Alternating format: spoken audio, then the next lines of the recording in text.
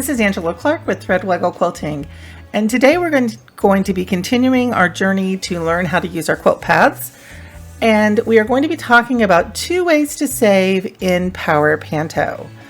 So I've set a quilt up that's 40 by 40, and I just used the default pattern size that came in, which was 5.714, but I did space it apart a little bit because it was kind of quilting over each other and I didn't like the look.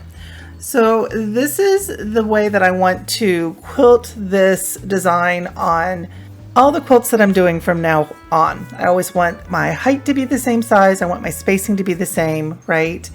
My quilts are going to be different sizes, and I can adjust some of these things later, but this is where I want to start from.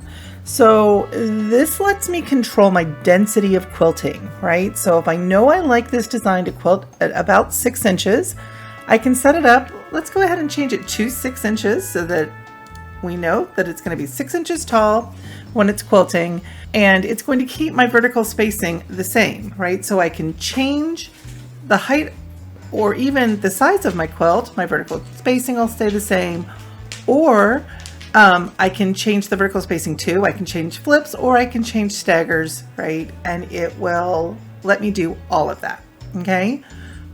So what I want to do is save this setup so that it is ready to bring up the next time I come in quilting on a different size quilt. So I'm going to come in here and I'm going to tap on Save Panto down here at the bottom left. And I'm going to give my panto that I set up a save. In this case, I'm just going to name it Video because that's what we're doing right now.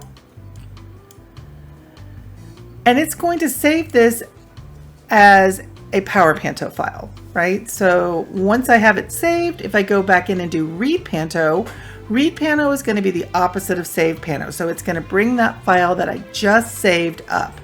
Select Pattern will bring up an individual repeat of this design, but Read Panto will bring up the entire quilt that I just set up. So instead of doing the one that I just set up, I'm going to come over to the one right next to it, which is one that I did for a blog post in June, and bring that up. And then you're going to notice it has changed all the vertical spacing, the size of the quilt, the size of the design, right? Because this is the size that I set this particular panto or quilt up as. I could then say, oh, well, I really want to see what this would look like on my 40 by 40 quilt that I'm doing today, because there would be fewer rows, right? And I want it to be a little bit closer together, so I can decrease my spacing a little bit. And I could even say, okay, I want everything flipped upside down, or I want every other row flipped, whatever I want to do at that moment. Okay, so you still have the ability to change things after you have saved this, right? And you could quilt it just like this, and Quilt Path would go merrily on its way and start quilting this quilt for you. Let's go ahead and bring in the one that we saved again. So I'm going to go to Read Panto and bring in the one that we saved earlier.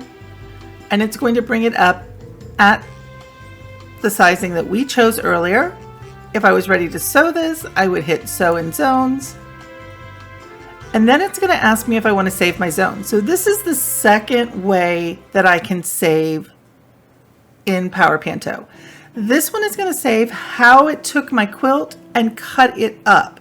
So it's going to keep my quilt at the sizing that I had with any flips and staggers that I had.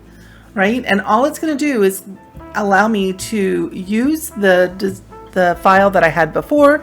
It can recut the quilt, right? But it can't let me change the size of the quilt or the size of the design. So I am going to say, yes, I want to save this, and I'm going to tell it its name, its Video as well.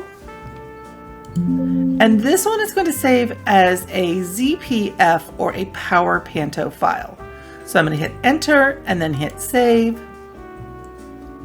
And it's going to bring us up ready to quilt our quilt. So we would place this and then quilt it and be ready to go.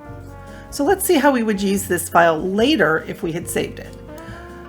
So let's say that I quilted a zone and then I was done. I would mark my next zone because it's easier to mark while I'm live on my system. So I'd have my tape sitting on my zone, close it out, and then the next day I would come in and my screen would be blank, right?